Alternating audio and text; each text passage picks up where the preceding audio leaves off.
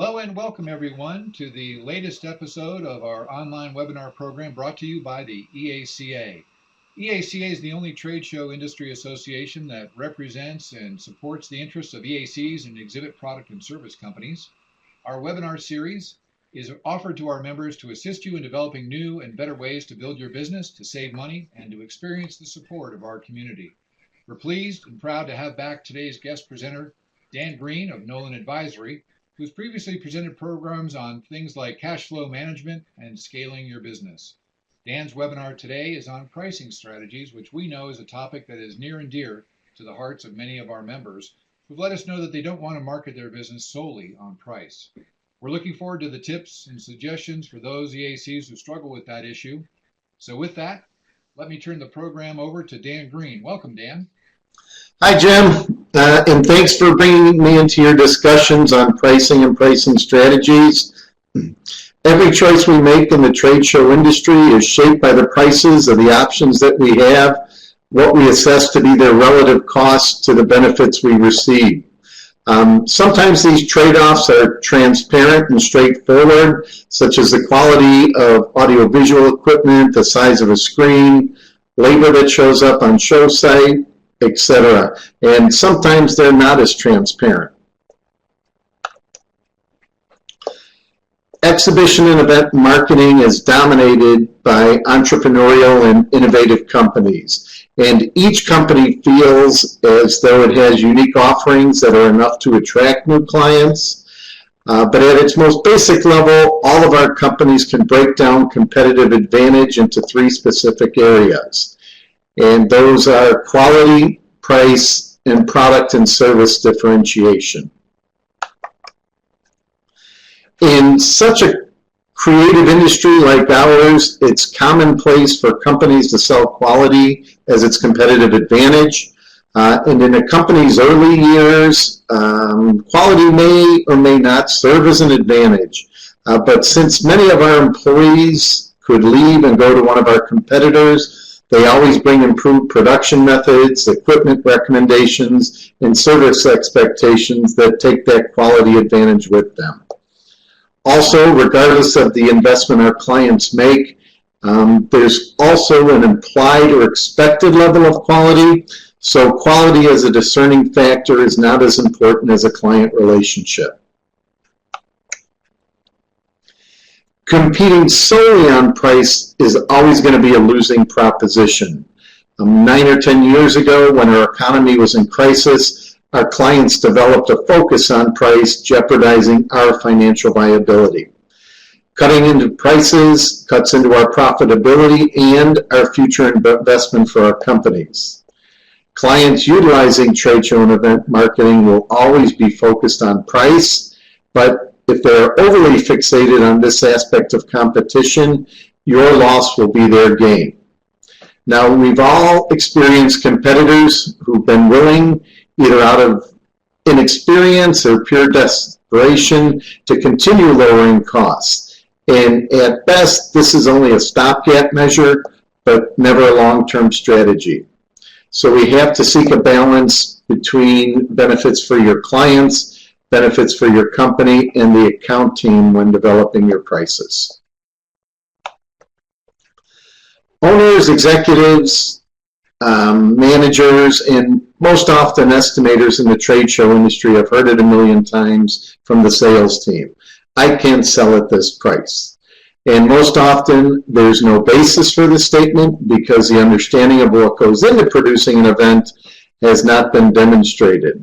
So usually responding with a question such as based on what usually generates some very interesting commentary. Determining the best price means absolutely nothing if members of your sales team cannot get clients and prospects to accept it. And this aspect of selling may be a function of thoughtful presentation and negotiation, or the inability to adjust minimum pricing guidelines to minimize your risk and maximize value in the eye of your client. Now, as part of the estimating process, Teams should always discuss and develop arguments in support of the price. Most importantly, account executives should prepare a presentation that places a higher emphasis on the attributes that customers value most. Never lead with the lowest possible price, and always identify concessions and walkaway points to the initial client presentation. Now, salespeople, including the highly successful ones in our industry, enter negotiations as if they're buying the product for themselves. And most consumers want to purchase items at the lowest possible price. Exhibition and event marketing items should be presented as investments by our customers, not merely expenses or a necessary evil. This aspect of selling value over price requires a high level of competency and confidence from your salespeople. And if you are unsure on how to deliver a product or service that may push that client's budget, role play with members of your company in different departments to field the objections. Now, considering the capacity and power of pricing as it shapes our decisions and those of customers, we have to understand that prices need to be handled with care. As with anything powerful, we have to exercise caution on how we employ pricing strategies. Buying and renting things in the trade show and event space, along with contracting services, consumes both the supply side and the demand side of our business. There's freight, there's AV rental, I&D labor, rigging, drayage, graphics, etc. The marketplace is where pricing acquires its most straightforward definition, determined by our customers' voluntary decision to use a specific vendor. Now, pricing strategy is a way of finding a competitive price for our products and services. In order to establish this price, we have to look at our place in the market, our costs, economic patterns, competition, and market demand. So I guess you know when you're priced right when your customers complain, but they buy anyway. Pricing in the trade show and event arena is seldom part of an executive's strategic planning. These negotiations take place internally between a firm's account and production teams, and that's usually done on a job-by-job basis. Now, while we are engaged in a creative and experience-based business, pricing can have a tremendous impact on your company's long and short-term growth.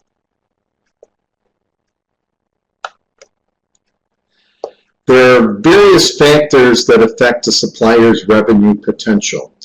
And as we've discussed, one of the most important is the pricing strategy.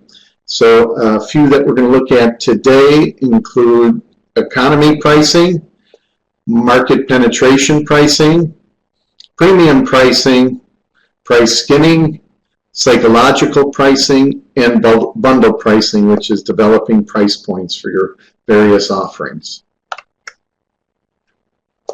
Economy pricing is used by some companies in our space to attract the most price-conscious of exhibitors.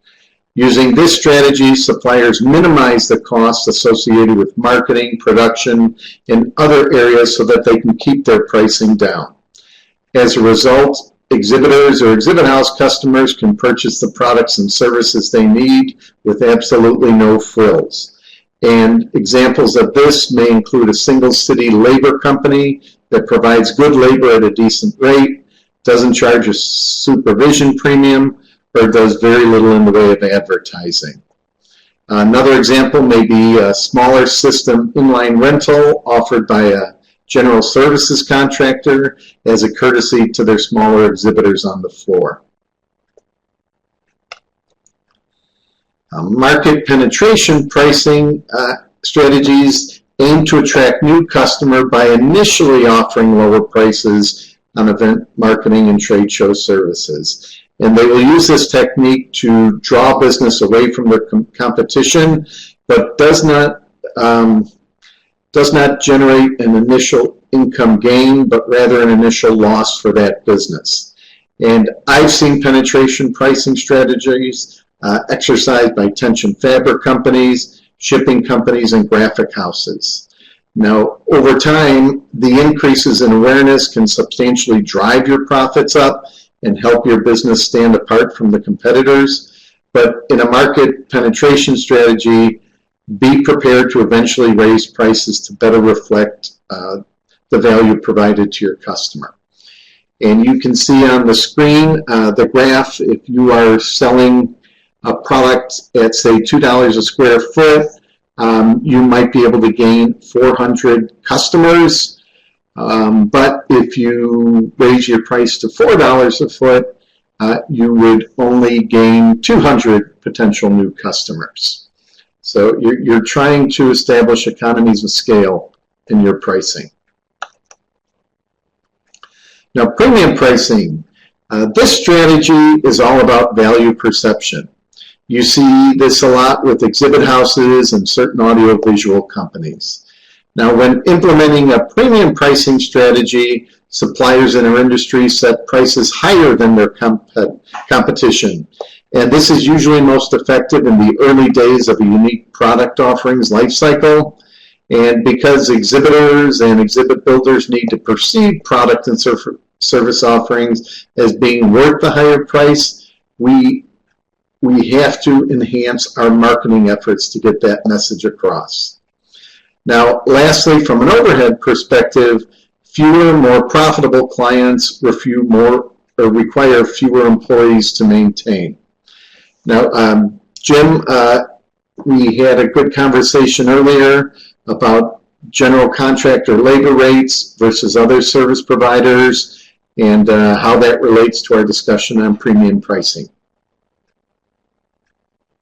Yeah, thanks, Dan. Yeah, when Dan and I were reviewing this session earlier this week, it reminded me of the first days when I was in the I&D labor end of business.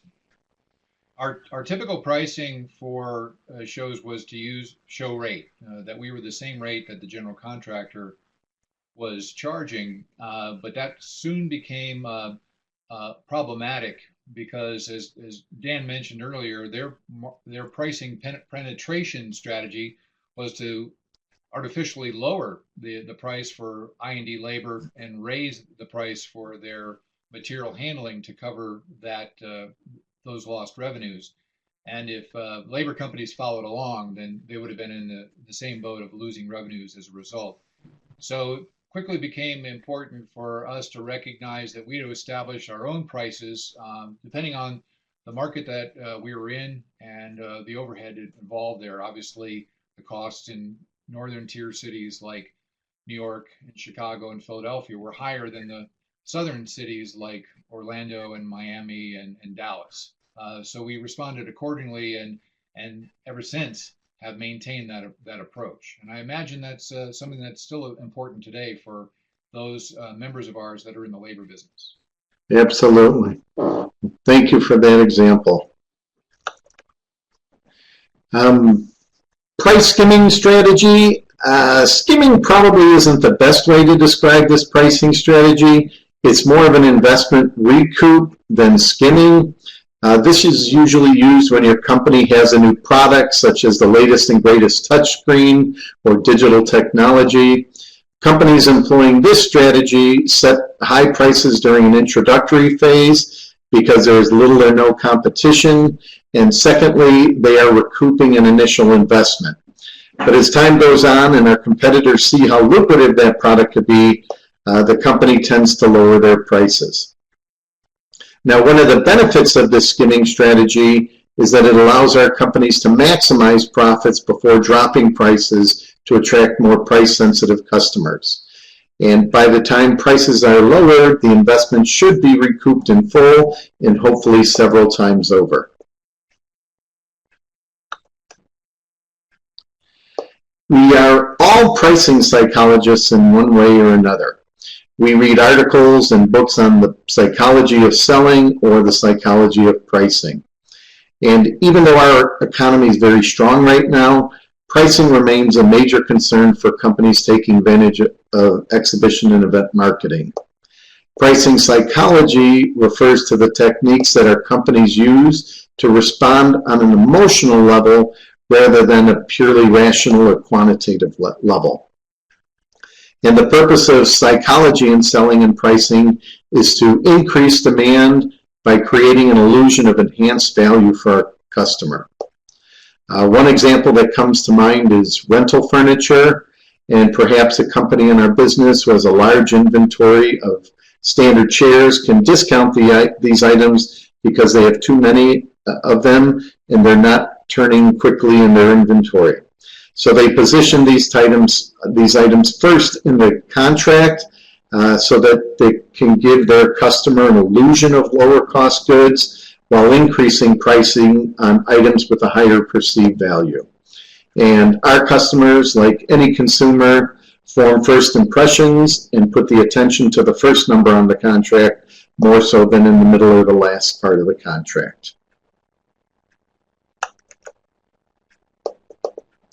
We hear this phrase a lot, bundle pricing, whether you're buying cable and phone services at your home or using a general services contractor for your trade show requirements.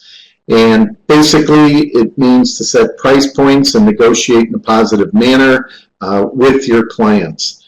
And with bundled pricing, companies and trade show and event companies with multiple offerings can offer their clients multiple products for a lower amount than if they purchase these individually.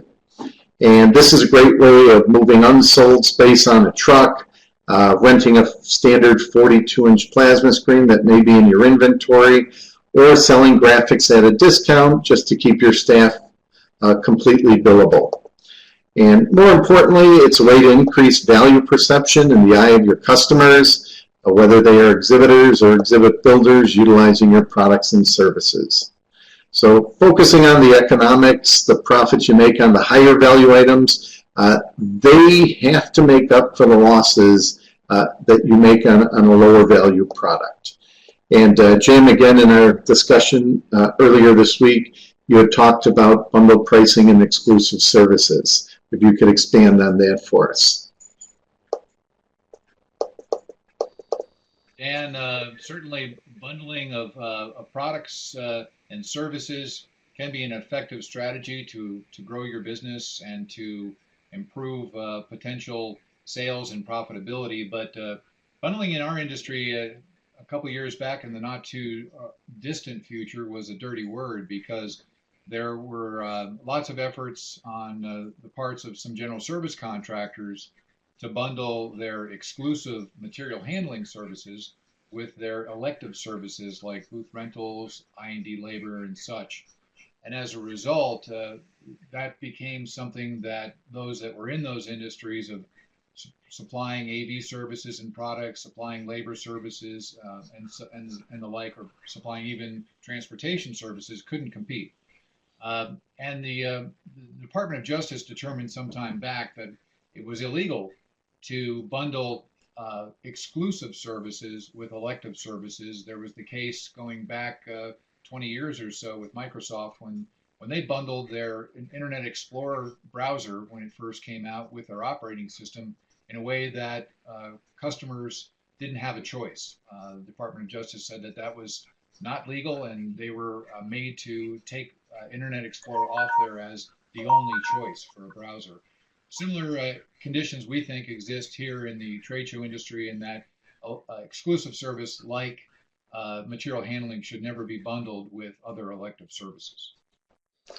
Yep, agreed. Agreed.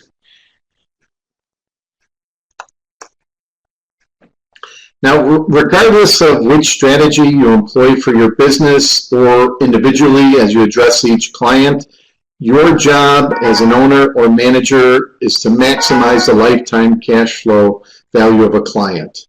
Always look at the total cash that a program will generate over its lifetime. And to illustrate that, let's look at a couple of oversimplified examples. On the left of your screen, scenario one, it's an example of a client buying a 30 by 30 exhibit and utilizing the components for 15 shows. If you look at the exhibit profit, you see that at $90,000 and a 50% gross margin, there's $45,000 there. However, even those services are marked up at a lower percentage. Over 15 shows, you see the service profit of $90,000. So in this case, if you are going to discount any aspect of the client's program, look at the exhibit, and I'd rather see your company's discount the portion of the project that will generate less cash than the higher side. Now on the flip side, if you look at scenario 2, this is an example of, say, an 80 by 80 exhibit that only goes to one show. Exhibit price may be quite large at $640,000, 50% gross margin. Gross profit would be $320,000. Even though the services are $300,000, a typical markup of 25% would generate a gross profit of only $60,000. So in that case, I would focus the client on discounting the services portion, or the $60,000 portion, just to preserve the profits and cash flows from the higher margin product line.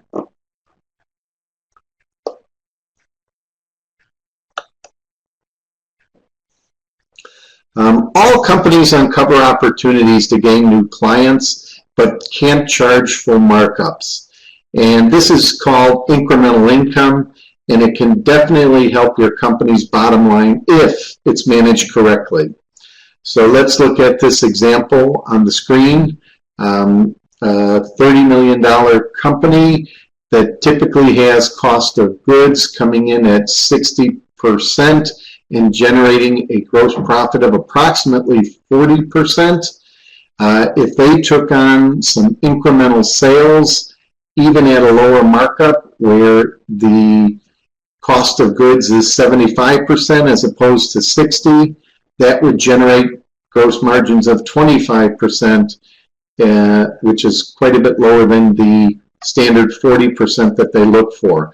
However, because you are not increasing your operating expenses proportionately, looking at the combined totals, even at a lower gross margin, that incremental part of your business will increase your bottom line. And in the example on the screen, you can see where it has grown the net profit from 5.3% to 6.6%, even though it's only 10% of the business.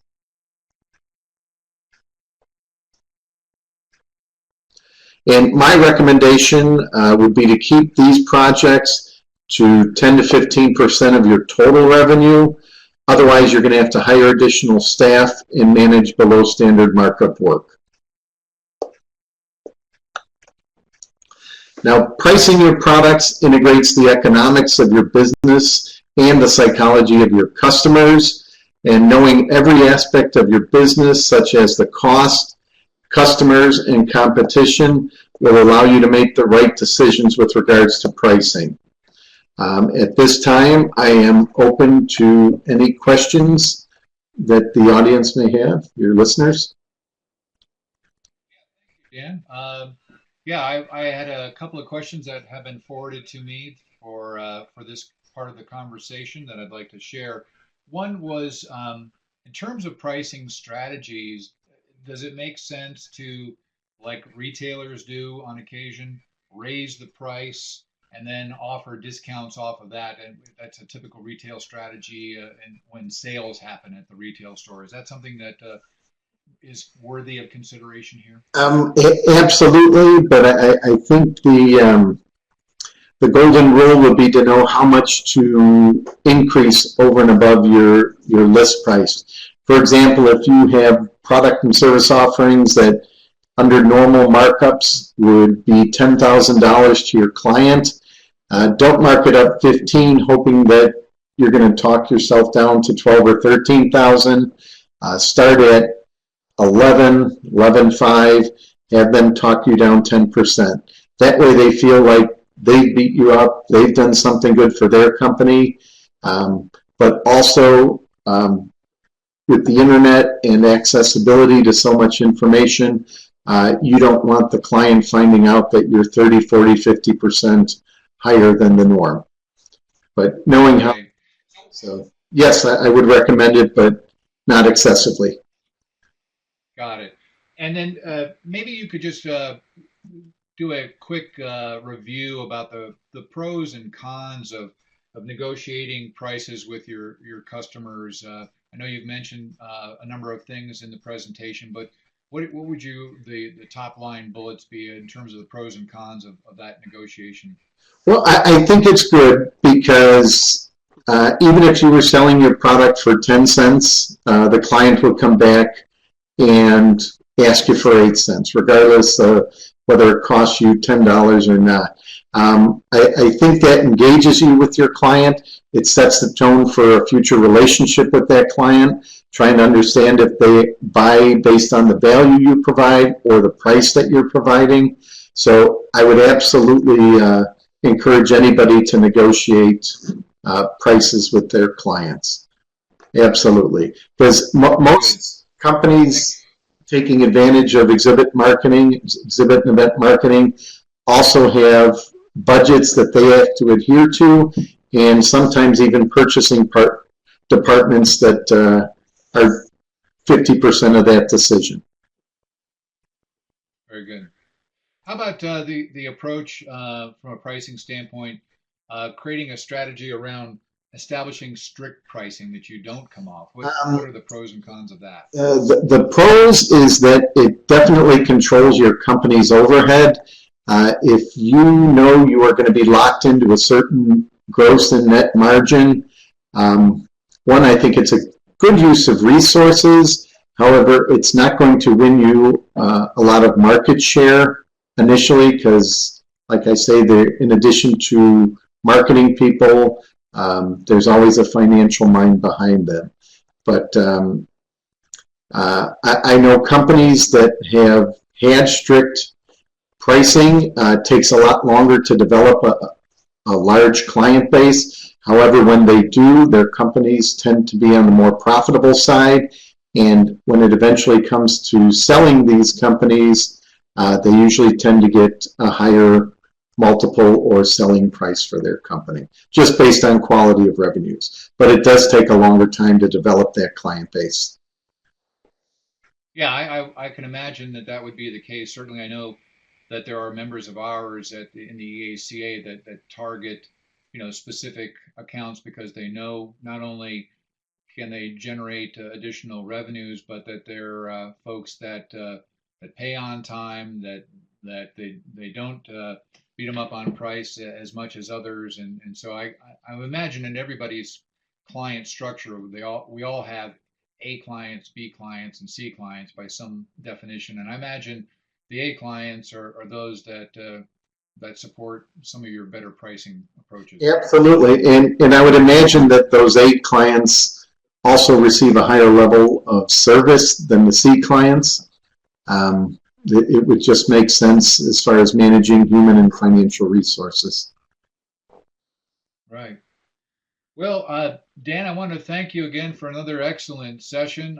I'm sure that our members are going to love this. I know the ones that are watching have indicated that they do, and we'll have this session recorded and set up on the website for others that weren't able to tune in today. But Dan, thanks again for your time, and thanks again for your terrific input. Thank you very much, Jim, and we will speak soon. Very good. Thank you.